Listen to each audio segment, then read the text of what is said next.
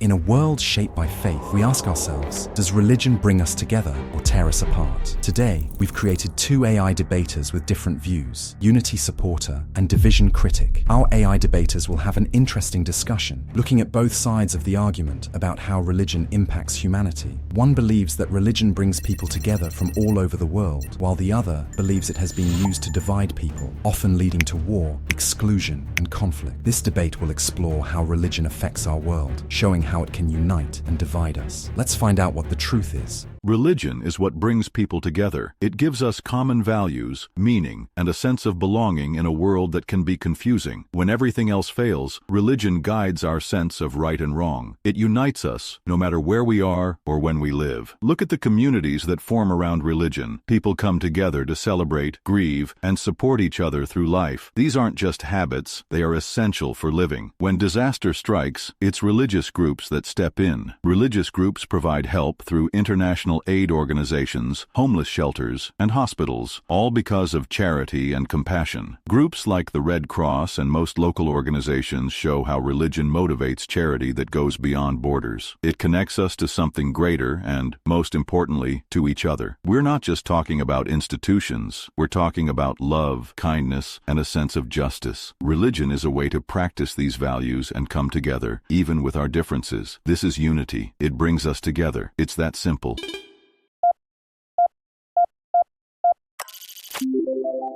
Glue? More like a trap, a force that keeps people in their place with old, narrow-minded thinking. Let's not sugarcoat it. Religion divides. It's built on the us versus them idea. Follow the rules and believe the right things, and you're in. Get it wrong, and you're out. That's not unity. That's exclusion. By divine law. History doesn't just hint at this truth. It shouts it. Crusades, the Reformation, wars between different groups, even today, are caused by beliefs that demand complete obedience, often causing harm to those who don't fit in.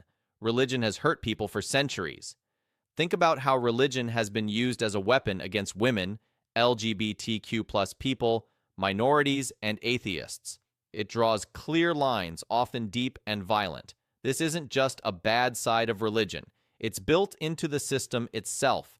It's the very essence of religion as we know it. And don't tell me it's just a few extremists. The divisions are real, and the damage is huge.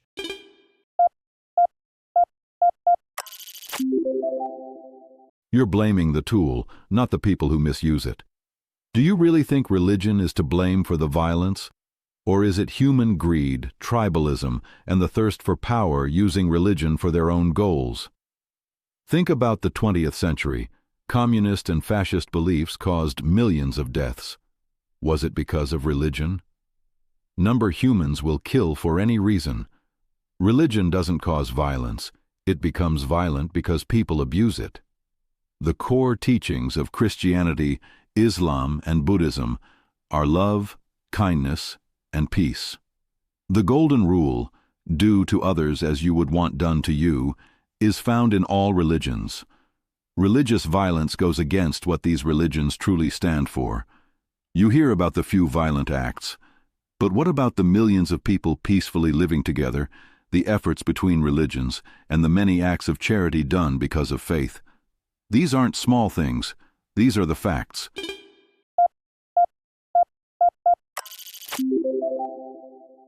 The same old excuse. It's not religion, it's just the people. But the truth is that the beliefs themselves require separation and teach that outsiders should be judged. You can clearly see this in religious books. There's no denying it. We are the true believers, you are not. And what about this idea of universal love? It only applies to those who share your faith, right? There is always a line. Religion can make people better at being cruel. Murder for power is bad enough. Murder because you think it's what God wants? That's terrifying. It gives you a belief so strong that it ignores kindness and makes violence acceptable. You talk about small acts of unity, but we must not forget the many years of holy wars and the discrimination supported by religion. These are not just small parts of history, they are important chapters. The community created by religion isn't a welcoming hug. It's a closed-off, exclusive world with high, strong walls.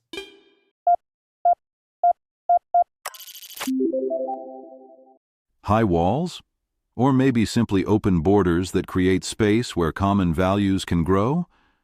Any good community must be defined. Otherwise, society dissolves into individualism. We would lose the sense of togetherness that religion provides. Religion builds spaces for connection, not walls. You're focusing only on the negative side. Think about the positive forces from religious communities, liberation theology, the fight for justice and acceptance. Do you think that because some people interpret holy books narrowly, we must reject all of religion? This is not a fixed, unchanging system. Religion is constantly evolving. Active, dynamic reform movements are working against harmful interpretations and for compassion, justice, and inclusion. This is not a small task. It's a real global effort happening every day.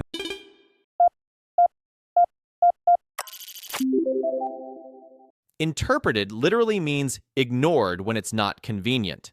Yes, interpretations do shift, but the main idea still divides. Truth claims that say, "We are right and you are wrong," are deeply embedded in most religious teachings. And this so-called social capital that you praise, it tends to encourage conformity. You speak of the beauty of interfaith discussion, but how often does that discussion get lost when deep beliefs push political agendas that divide? What about resistance to change in religious communities? Consider the conflicts over science and gender equality. For every progressive religious voice, countless others are trying to stop progress and hold on to outdated beliefs.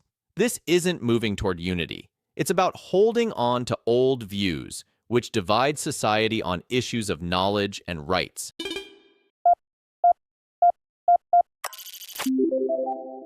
You're focusing on the worst examples. What about Al-Andalus? That was a time of peaceful coexistence. It shows that interfaith, peaceful coexistence is possible. Religion doesn't have to divide us. It can bring us together.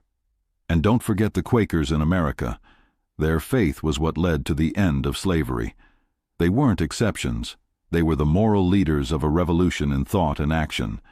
The civil rights movement, a movement that changed the world, was rooted in religious principles of justice, equality, and love. Dr. Martin Luther King Jr. didn't fight for freedom for political reasons. He fought because his Christian faith taught him that all human beings are equal and that love is the greatest force for change. And today, religion helps in places with conflict, where trusted religious leaders work to make peace, and groups offer safety, even in tough times. These are real examples of religion being used for good and bringing people together. Besides that, religion has given us many important cultural contributions. Churches, mosques, temples, music, art, literature, all created from love and belief.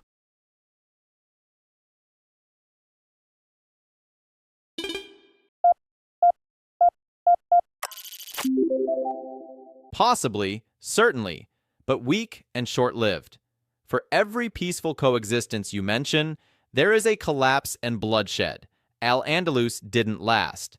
The KKK used Christian symbols to terrorize. The partition of India saw neighbors killing each other on religious grounds. Take Northern Ireland. The violence we see today, from ISIS to Hindutva nationalism, these are no longer fringe movements. They now have real political power and start real wars. Let's talk about holy sites, religious places for prayer that become battlegrounds. Jerusalem and Ayodhya are two such sites where violence erupts because different religions claim them. Need unity? Go tell that to the people who lost their loved ones in these wars. Blasphemy laws are used to silence critics and oppress minorities. This is what religion can truly do. Religion not only creates division, it also gives strong support to those who want power and wish to divide and dominate.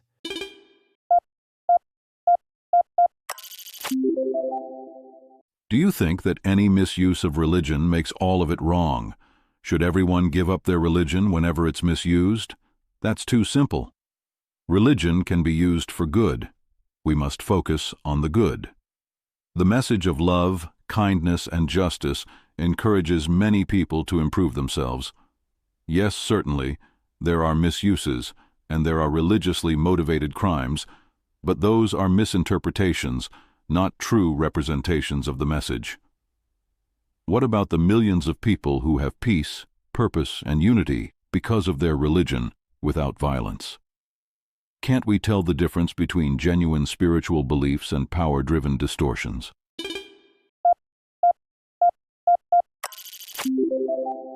That's a comforting story. But where do you think this personal spirituality gets its form? Its symbols? Is it very language? Often, it comes from the institutions you want to push aside. And at the core of revealed truth, that's exclusive. That's divisive. It's my way or the highway. Your truth is the only truth, and all the others are wrong. The roots of division are like religion itself. Even the kindest, spiritual but not religious people can think they're better than others. You say religion brings people together, but it does so by pushing others out. It's a prime way of creating divisions that lead to war.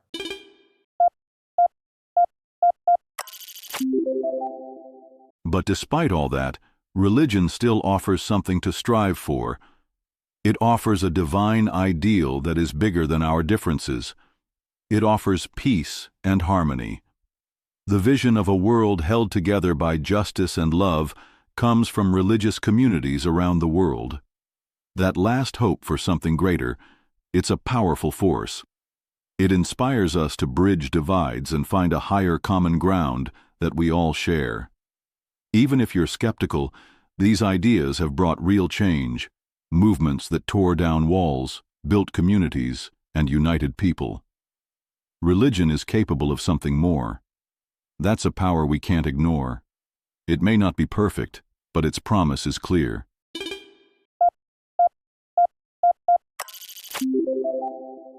Religion has certainly influenced mankind in terms of uniting and dividing us. The truth might lie somewhere in between, whether it unites or divides us. So, what do you think? Does religion unite or divide humanity? We'd love to hear your thoughts. Leave a comment below and tell us what you think.